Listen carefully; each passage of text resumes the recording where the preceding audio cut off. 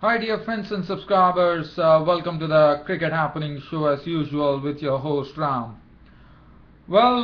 Today we were looking at the fourth one-day international between West Indies and New Zealand. Well, one was looking forward to probably New Zealand, squaring the series and livening up the final one-day international. But well, it was not to be. In fact, West Indies had their first one-day series win since 2008. Now, the reason that I'm telling that since 2008 is because West Indies have only beaten Bangladesh and Zimbabwe as far as one-day series are concerned. So this will be a great achievement, and why not? We could see that in the ground once the victory was theirs. West Indies were absolutely rejoicing. Why not? The fans were delirious, and why not? They have won this series against New Zealand, and this will definitely give them a good start as far as the ICC rankings are concerned. Now let's talk about the game here. Now, just talking about the game, again it was a small ground, easy to score lots of boundaries and sixes, and as New Zealand were the ones who had to actually win this match to actually square the series, but they couldn't. In fact, but it was a very close game. The match really went very close, but if you see the margin, West Indies won by just 24 runs. This was played at Warner Park, Basseterre in St. Kitts. In fact, there was today the other day when the third one-day international West Indies lost it. I was telling you that Darren Sammy made a mistake where he probably inserted New Zealand in. But today, on a very cloudy, on an overcast skies, there was some rain too, and West Indies captain Darren Sammy decided to bat. So that also came as a surprise. But nevertheless, West Indies this time were much better. They scored 264 all out. Johnson Charles was really struggling at the crease, and then Bracewell put him out of his misery as he was caught by Williamson for one. That was the first wicket. Chris Gayle was once again a victim of Tim Southee, as Southee got a ball to really hold its line, and Gayle was gone. LBW for 16 of 17 balls with 1-4. Dwayne Smith was out for a duck today. Southee was the one who captured his wicket. He was gone for a duck. And then the score, after seeing that, Darren Sammy would have probably thinking 20 for 3. Darren Sammy would have been thinking that, well, whether I made the right decision. But yes, Marlon Samuels was joined in by Dwayne Bravo. Dwayne Bravo decided to play some strokes, but he was a victim of Oram for 18. But Marlon Samuels was there, and that when 59 for 4, it looked like things were really going downhill for West Indies. But Marlon Samuels was joined in by Kieron Pollard, and the conditions were very ideal for the bowlers to bowl, so it was not easy for the batsmen. But what Kieron Pollard did was something which was really admirable. He put his head down, he didn't attempt any fancy strokes, waited. He really took his time. In fact, if one looks at his score, he had only 14 runs of 41 deliveries. But later on, once the batting power play was taken, they got 53 runs in that 5 overs.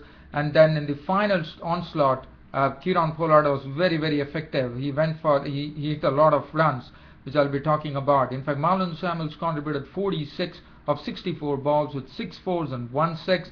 It was a very good knock, and this was a partnership which both of them really put their heads down and played and pushed the score on to 105, and Samuels departed.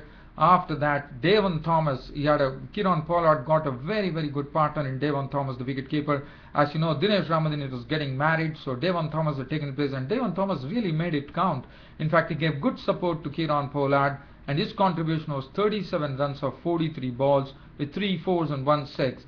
After that, Kieron Pollard started unleashing. In fact, 14 of 41 balls, and then if you see his tally that he had 56 to his name of 70 balls with 5 fours and 1 6. So that gives you an indication of the next 29 balls, what damage he caused. He caused a damage of literally 42. He hit 42 runs of the next 29 deliveries, and that's what Kieron Pollard. But what was very good about Kieron Pollard, played with lots of responsibility, lots of maturity, realized the situation, and then he got some support from Devon Thomas for 37. Darren Sammy gave him support with very breezy 26 of 22 balls with 1-4 and 2. And Andre Russell came and just smashed the bowling by getting 29 runs of just 16 deliveries, 2 4s and 2 6s, and that was it. 264 West Indies were all out. And looking at the bowling figures, Bracewell 10 overs 2 maidens 1 for 58 bowled well. Trent bowled 10 overs 2 maidens 1 for 47. Tim Southee 9.5 overs 1 maiden 3 for 53, and 3 wickets for Jacob Oram. 10 overs 1 maiden 42 runs and 3 wickets. And Nathan McCullum bowled 4 overs 1 for 34, was very very costly today. Rob Nicol was also effective, 6 overs 1 maiden 25 runs and 1 wicket.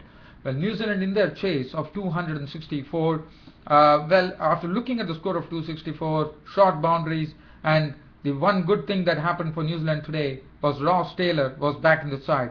And what Ross Taylor did is he almost took New Zealand to victory, but he was the one who was out number 9 with the score on 237, and then it became too tough for Tim Southee with the number 11 batsman Trent Boult to get the victory. And what Ross Taylor did was he scored a century. He scored 110 runs of 115 balls with 6 4s and 5 beautiful 6s hit on the onside with lots of power. Now looking at the New Zealand innings, it all started with Tino Best coming into the side today. Rampal didn't play and Tino Best was playing, and Tino Best demonstrated some very good skills. Initially was a bit costly, but he was really breaching the 150 mark as far as pace bowling was concerned, and he was bowling with lots of pace. And then he finally got his reward as Martin Guptill. In fact, when the score was 8 for New Zealand, Martin Guptill was gone LBW bowled Best for a duck of 3 balls, and that was Best. I thought that was a very vital wicket that Tino Best took of Guptill.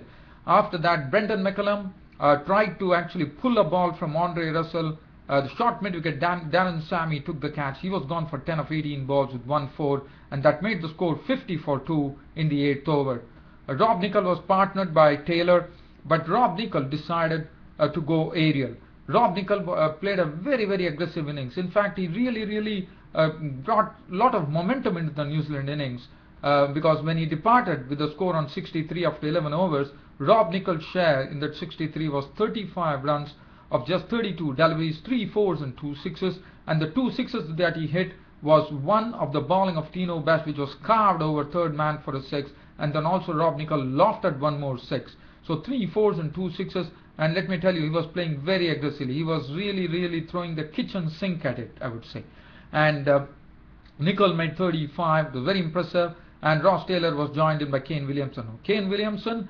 Ross Taylor also came in and showed his class by putting 2 boundaries straight away. And Kane Williamson, as you know, he has been struggling against the very economical bowling of Sunil Narine. He was not been able to pick him up, and today he tried to sweep Williamson tried to sweep Narine on the onside, and he was gone.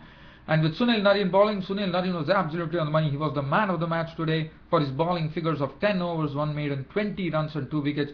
He throttled the New Zealand innings, and then the other bowlers started getting the wickets, especially Tino Best. Now Ross Taylor then, after when Kane Williamson left, the score was 75 in the 14th over. Latham came in. He was a good partner for Ross Taylor. Ross Taylor was taking his time, but he also putting the ball to the ropes and also over it. But Latham came in, and Latham contributed 32. In fact, he was a very steady Latham there, but it would do a lot of confidence to him for this knock. But it was a good knock because he was giving good support to Ross Taylor, making 32 of 62 balls with 1-4. And that was the time Samuels came in and picked up Latham's wicket for 32. And Nathan McCullum was a victim, as Best came in and picked up his wicket for 11 of 19 balls. So when Nathan McCullum left, the score was 170 for 6 in the 39th over. Jacob Oram came in, and let me tell you, Jacob Oram, looking when Ross Taylor and Jacob Oram were there were some 80 runs to get over the last 10 overs, and one would have thought it was a possibility. But Jacob Oram, unfortunately, was really struggling. He was not able to get back to the ball, and he was gone as Tino Best came in and clean balled him. As Jacob Oram got frustrated, going to go for more runs, he actually exposed his stumps. Tino Best came in and hit it dead straight, and he was gone for 6. But Ross Taylor was seeing all the partners slip away, and then Ross Taylor decided that he is going to take up the gauntlet, and he decided to deposit some sixes of Marlon Samuels. 2 sixes on the onside, hit with raw power, and it was smacked on the onside. It was his favorite area, square leg and mid wicket. He did that, and he also hit another 3 sixes of the ballers. Andre Russell was really given some punishment by Ross Taylor, and then Bracewell. After that, in fact, Ross Taylor couldn't get support as Bracewell was gone. As I said, Narine was very difficult to pick as Doug Bracewell holed out in the deep for 5, and Tim Southee in the end was run out, and it was all over. In fact, Ross Taylor was still, Ross Taylor was there, but Ross Taylor finally, when Ross Taylor fell at the score of 237 for 9 in the 49th over, if Ross Taylor could have been there, probably those 24 runs could have been narrowed with Taylor and Southee doing something. But Ross Taylor, in fact, Tino Best came in and bowled a beautiful spell when he picked up the wickets, and this was the turning point. Ross Taylor was gone. He had no other way to go but to hit the ball in the air, and Sammy took the catch in the deep. He was gone of the bowling of Best after making a century on his very first match after making a comeback after the injury. 110 runs of 115 balls, 6 fours and 5 sixes. A very beautiful knock from Ross Taylor, and he couldn't get much support from the lower order, and well, New Zealand folded up for 240 in the end. But the match was interesting. There were 24 runs to get of the last over, but Tim Southee was not able to get back to the ball, and the bowler was Dwayne Bravo in the 10th over. And as I said, Tino Best bowled very well. He bowled in the right areas. He was not giving the batsman much liberties, and he was also bowling at very good pace. 240 all out. New Zealand losing the match by 24 runs, and also losing the series because there's only one match to go now. And as far as the bowling figures are concerned, Tino Best, as I said, he bowled marvellously. This was a very stop-start situation. But Tino Best initially started off a bit costly, picked up the wicket of Martin Guptill, came back into his second spell and really settled in, and really I thought he hit New Zealand very hard with that spell. 10 overs, 1 made in 46 runs and 4 wickets. Andre Russell, absolutely costly today. He was really carted. Ross Taylor went after him. Every batsman went after him. 6 overs cost him 49. But what a good thing that Andre Russell did was he picked up one important wicket of Brendan McCullum, who was caught at short mid-wicket. So that was an important wicket. Darren Sammy bowled well, 10 overs, 1 made in 141. Sunil Narine, as I said, was very impressive. He was giving nothing away. The batsman couldn't pick him. 10 overs, 1 made in 20 runs and 2 wickets. And the man of the match, in fact, went to Sunil Narine for throttling this New Zealand innings and making the other making the batsmen go for the strokes with the other bowlers and pay the penalty there. Marlon Samuels, 10 overs cost him 50 runs on the wicket. Dwayne Bravo, 3.3 overs, no made and none for 19. As I said, Sunil Narine got the man of the match. The 4th one-day international is over, and now we go on to the 5th one-day international. Now, as far as the 5th one-day international is concerned, what is going to be seen is whether New Zealand can go and beat West Indies, or whether West Indies will go on with a 4-1 victory. Now, but there is nothing. There's not much interest left now, but because the series is already decided, West Indies have already taken the series. Probably West Indies might be really inclined to try a few things, maybe try some new faces or something like that. That definitely gives them an opportunity. And the other news that I have, I'm just trying to see whether I have any other news to cover. Yes, one news that I could really cover is England would be naming their side for the first test against South Africa. Very interesting. So the team is going to be named on Sunday from England, and it's going to be played between England and South Africa at the Oval. The first test match starts on July the 19th. So one is waiting for the news to come there. What are going to be the changes? Whether Ravi Bopara, on his good showing here against Australia, is going to find a place in the squad. He is a typical test batsman. Whether he finds a place in the squad, that is going to be the question. But as right now I am short of time.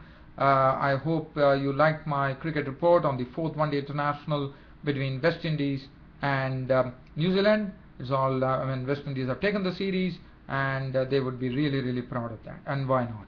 That's it from me, your host Ram, for the cricket show for today. See you all tomorrow. Thank you.